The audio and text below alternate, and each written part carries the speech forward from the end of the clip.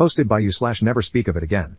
When I was a teenager, my friend and I came up with the idea to write a list of life goals on a piece of paper for our older selves. We placed our papers inside a lockable box without showing each other what we had written. My friend was the more responsible one between the two of us and the least likely to open the box prematurely, so we both agreed he would keep the box and store it somewhere in his parents' basement until we were old enough to open it together. Life went on, and eventually, we forgot about the box. Fast forward to my friend's father passing away, which left him with the house he grew up in but no living parents. My friend made plans to turn the house into an Airbnb. A couple of weeks ago, I got an unexpected call from him. We were no longer as close, so phone calls between us were somewhat uncommon. He informed me about his dad, the house, and then mentioned what he had found in his parents' basement, the box. I encouraged him to open it then and there and read what we had written while we were on the phone, but he suggested making it more meaningful by meeting up and reading it in person. Cut to the two of us becoming the four of us at the meeting because our girlfriends had also become invested and involved. So there we all were, at my friend's parents' house, enjoying good food and good company. When the time came to open the box, everyone expressed their excitement. My friend and I had totally forgotten what we'd written, so all of us were going in blind. A toolbox was required to open the box because the key for the padlock was nowhere to be found. My friend gave me his list, and I gave him mine. Our girlfriends insisted on it. I was the first to read.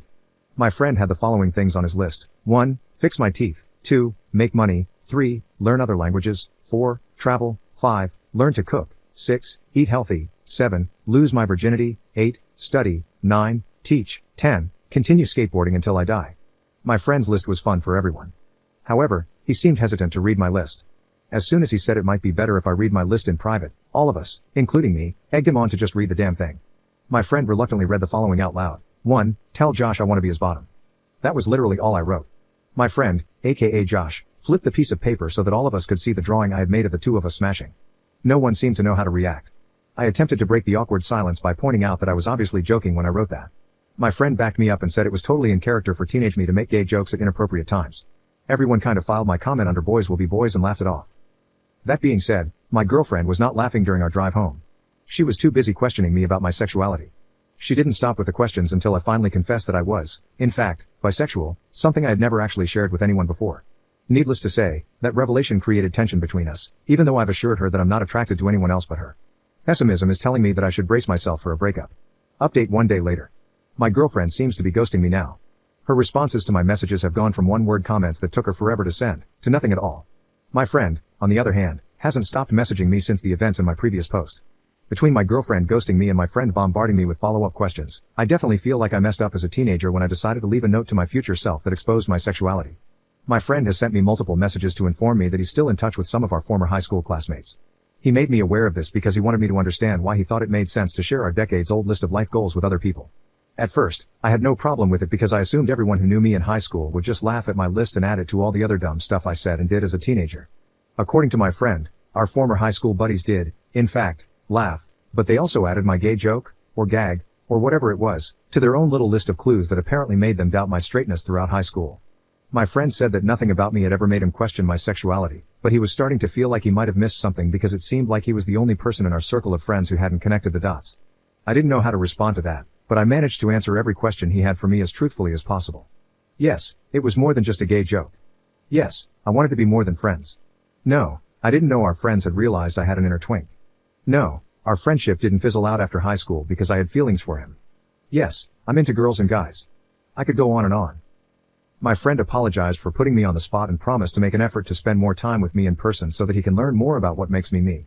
Like old times, but gayer, I guess. He even joked about setting me up with his male friends in case my relationship comes to an end. The last few days have been an emotionally exhausting experience. I've unintentionally come out twice now. So much for waiting until I was ready. Second update 6 days later. My family now knows I'm bi. My girlfriend shared the news with her gym partner, aka my sister, who then informed our parents. I had no idea any of this was happening until I recently visited my mom and dad. What was supposed to be nothing more than the usual hey mom, hey dad, hey totally straight son, blah blah blah unexpectedly became an obvious case of there's an elephant in the room. As soon as my parents asked me how things were going with my girlfriend, I knew they knew. My mom and dad never really cared about who I dated, so for them to suddenly be interested in my relationship made me feel like something was up. When I asked my parents what was going on, my mom and dad looked at each other like they were telepathically trying to figure out who was going to take the lead.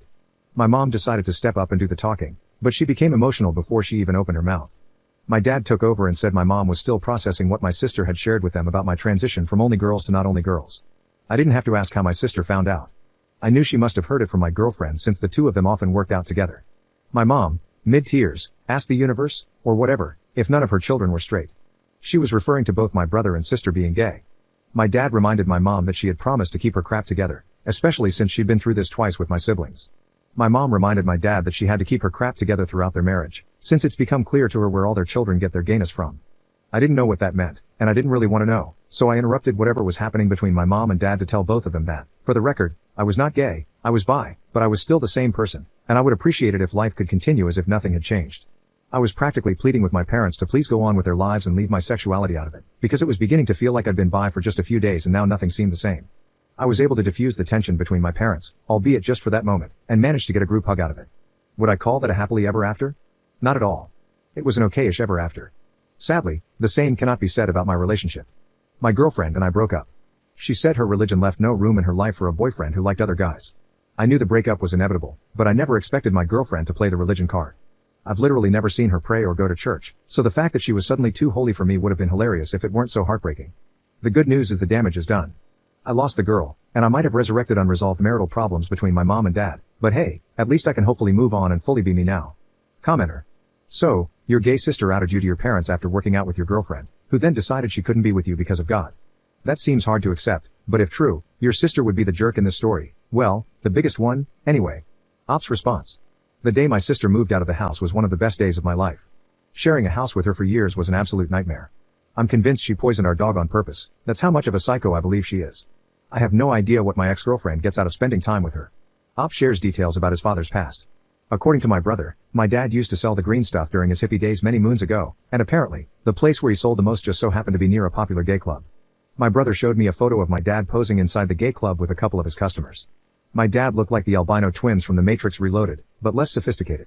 Anyway, what my brother was trying to say was that he thinks our mom might have a misconception about my dad secretly having a hidden intimate identity, when in reality, he was just a dealer who sold to random gay guys.